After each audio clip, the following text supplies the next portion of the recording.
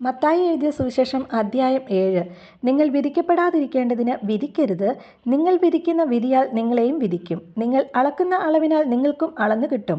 എന്നാൽ സ്വന്തം കണ്ണിലെ കോൽ ഓർക്കാതെ സഹോദരൻ്റെ കണ്ണിലെ കരട് നോക്കുന്നത് എന്ത്? അല്ല, സ്വന്തം കണ്ണിൽ കോലിരിക്കെ നീ സഹോദരനോട് നില്ല്, നിന്റെ കണ്ണിൽ നിന്ന് കരട് എടുത്ത് കളയട്ടെ എന്ന് പറയുന്നത് എങ്ങനെ? കപടഭക്തിക്കാരാ, മുമ്പേ സ്വന്തം കണ്ണിൽ നിന്ന് കോലെടുത്ത് കളക, പിന്നെ സഹോദരൻ്റെ കണ്ണിൽ നിന്ന് കരട് എടുത്ത് കളവാൻ വെടിപ്പായി കാണും. വിശുദ്ധമായത് നായ്ക്കൾക്ക് കൊടുക്കരുത്. നിങ്ങളുടെ മുത്തുകളെ പന്നികളുടെ മുമ്പിൽ ഇടുകയും അരുത്. അവ കാൽ കൊണ്ട് അവയെ ചവിട്ടുകയും തിരിഞ്ഞ് നിങ്ങളെ ചീന്തിക്കളയുകയും ചെയ്യുവാൻ ഇടവരരുത്.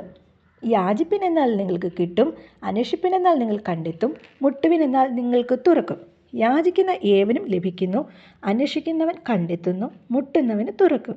മകൻ അപ്പം ചോദിച്ചാൽ അവന് കല്ല് കൊടുക്കുന്ന മനുഷ്യൻ നിങ്ങളിൽ ആരുള്ളൂ?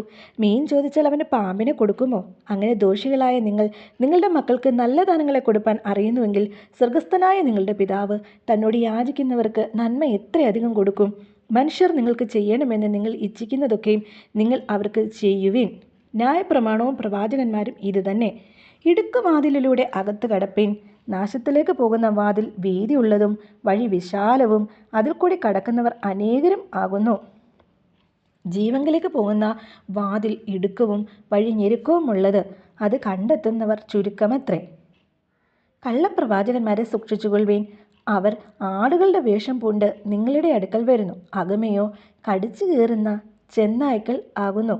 അവരുടെ ഫലങ്ങളാൽ നിങ്ങൾക്ക് അവരെ തിരിച്ചറിയാം. മുള്ളുകളിൽ നിന്ന് മുന്തിരിപ്പഴവും ഞെരിഞ്ഞിലുകളിൽ നിന്ന് അത്തിപ്പഴവും പറിക്കാറുണ്ടോ? നല്ല വൃക്ഷമൊക്കെ നല്ല ഫലം കായ്ക്കുന്നു, ആകാത്ത വൃക്ഷമോ ആകാത്ത ഫലം കായ്ക്കുന്നു. നല്ല വൃക്ഷത്തിന് ആകാത്ത ഫലവും ആകാത്ത വൃക്ഷത്തിന് നല്ല ഫലവും കായ്പാൻ കഴിയുകയില്ല.